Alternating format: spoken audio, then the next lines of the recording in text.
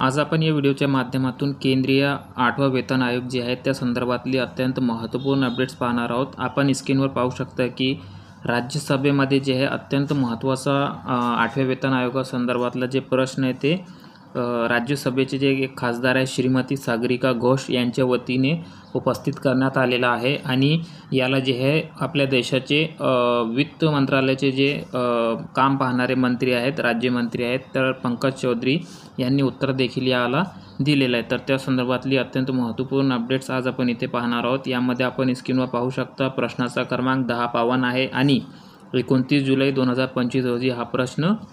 विचारण्यात आलेला आहे। तर वित्त मंत्री जे आहे पुढील बाबींचा जे आहे ते खुलासा करतील काय असा प्रश्न इथे उपस्थित करताना 3 महत्त्वाचे मुद्दे इथे मांडण्यात आलेले आहेत। त्यामध्ये पहिला मुद्दा जे आहे the date of issuance of official notification approving the constitution of the 8 CPC म्हणजेच 8वा केंद्रीय वेतन आयोग जे आहे तर त्याला स्थापनेला मान्यता देणारी अधिकृत अधिसूचना तुम्ही कधी जाहीर करणार आहात असा पहिला प्रश्न आहे। त्यानंतर दुसरा प्रश्न जे आहे जर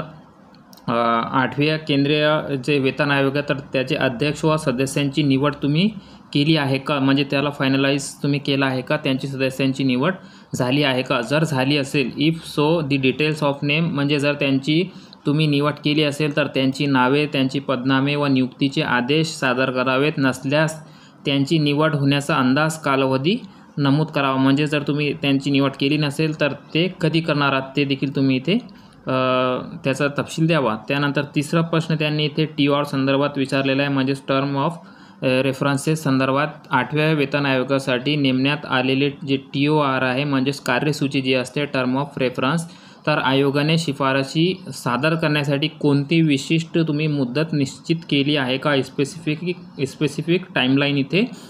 तुम्ही त्यांना दिली आहे का, आणि जर दिली असेल तर ती माहिती तुम्ही द्यावी आणि जर दिली नसेल तर त्यामागचे कारणे काय आहेत त्याचे रिझन तुम्ही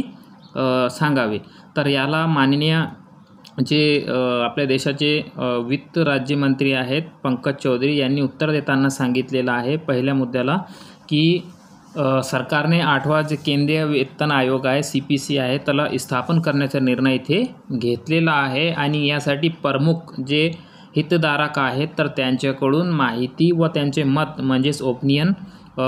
मागवण्यात आलेले आहेत। जे स्टेक होल्डर्स आहे मोठे त्यांच्याकडून आम्ही जे त्यांचे मत आणि त्यांचे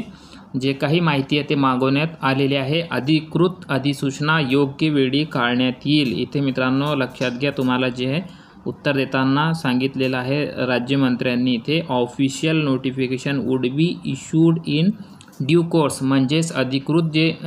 CPCची अधिसूचना आहे ते योग्य वेळी काढण्यात येईल। इथे कोणत्याही प्रकारची तारीख त्यांनी दिलेली नाही। दुसरा मुद्दा त्यांनी इथे सांगितलेला आहे की जे चेअरपर्सन आहे म्हणजेच कमिटीचे आयोगाचे जे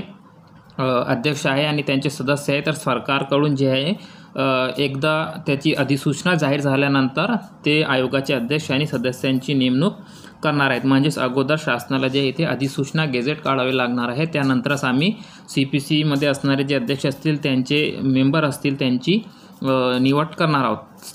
जे देशाचे महत्त्वाचे विभाग आहेत त्यामध्ये संरक्षण मंत्रालय असेल, त्यानंतर गृह विभाग असेल, त्यानंतर कर्मचारी व प्रशिक्षण खातं असेल आणि त्यानंतर राज्य सरकारचे जे काही प्रमुख असतील तर त्यांच्याकडून आम्ही